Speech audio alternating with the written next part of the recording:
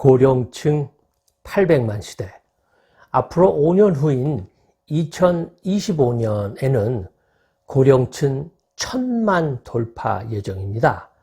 다른 선진국에서는 장수층의 경제활동을 강조하는데 우리나라의 노인 대책은 보호 수준에 머물러 있는 형편입니다. 신세대와 구세대의 시너지를 높일 방안이 절실히 필요한 시간입니다. 안녕하세요. 수발TV 이영훈센터장입니다. 오늘은 서울대 명예교수이신 이정재 교수님이 동아닷컴에 기재한 글을 한번 올려보겠습니다.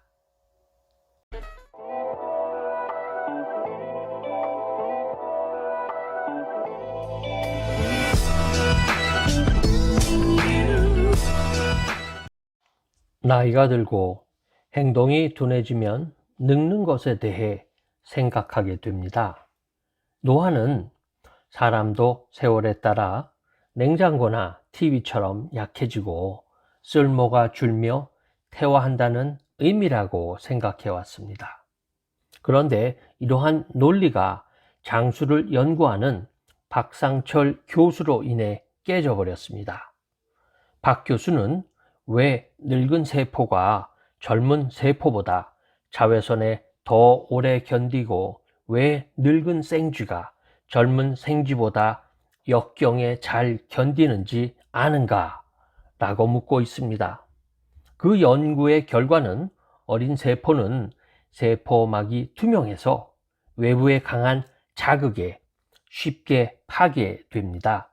그래서 세포막을 반투명하게 하여 수명을 연장하는데 이 현상이 노화이고 고등생물인 생쥐도 늙어야 고난에 잘 견딘다고 합니다. 노화는 오래 살기 위해 생명이 선택한 진화인데 그 대가로 얻은 것이 인내와 느림인 것입니다. 노인은 국가가 돌봐야 하는 65세 이상 국민으로 2020년 현재 800만 명에 이릅니다. 800만 명은 전 인구의 15.7%, 경제활동 인구의 28%, 유권자의 20%나 됩니다.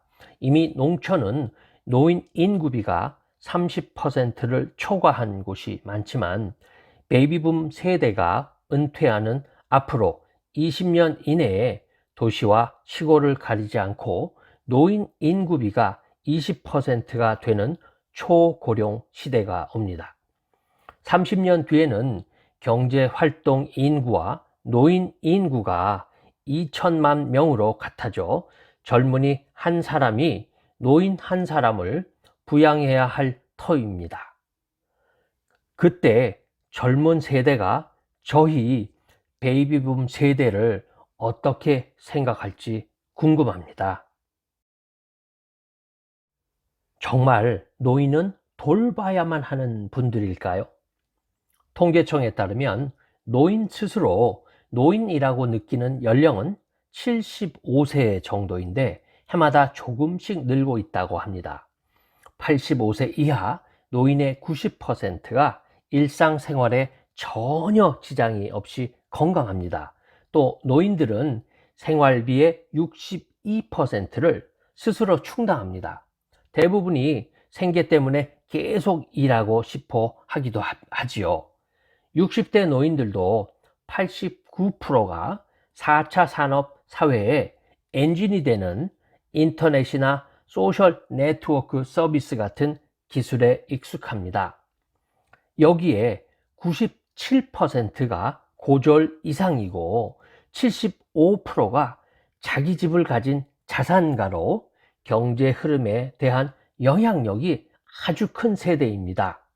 값진 경험과 지혜를 갖추고 역경을 잘 극복하며 일하고 싶어하는 근로자들을 경계 밖의 사람으로 만드는 것은 국력 낭비에 그치지 않고 미래 세대의 짐을 키우는 것이죠. 대통령도 올해 신년사에서 아이를 키우며 일하기 좋게 하고 여성, 청년, 어르신의 노동시장 진입도 촉진하겠다고 했습니다. 세계 경제 포럼 같은 싱크탱크도 이미 2015년에 장수인의 경제 참여, 장수 친화적 사회의 건설, 장수인의 자립성 강화를 통해 고령사회가 새로운 경제 발전의 기회가 될 수 있다고 보고했습니다. 센터장이 꼭 믿지는 않습니다만. 우리나라의 노인 정책은 아직도 보호 대책이 중심인 고령사회 정책입니다. 몇몇 선진국에서는 나이에 의한 장벽과 차별을 극복하여 노인을 생산 영역에 머물게 하는 고령 친화 사회, Age Friendly Society를 지향하고 있습니다. 서울대 노화 고령사회 연구소는 4차 산업혁명으로 인간과 기계가 원활히 결합되면 노화 현상이 극복될 것임을 들어 나이가 사라진 장수사회, 즉 Age-Free Society로의 전환을 서두르자고 제안한 바 있습니다. 역사적으로 여러 차례 산업혁명이 있었습니다. 그때마다 인류는 전통을 새 기술에 맞춰 재해석함으로써 커다란 사회 변혁을 이뤄냈고 부자 나라의 순서를 바꾸었습니다.